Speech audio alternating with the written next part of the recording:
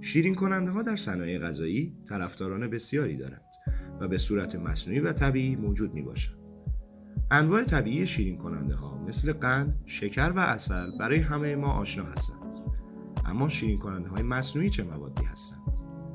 شیرین کننده های مصنوعی به دلیل شیرین تر بودن و داشتن کالری کمتر نسبت به انواع طبیعی در سالهای اخیر طرفداران زیادی پیدا کردند.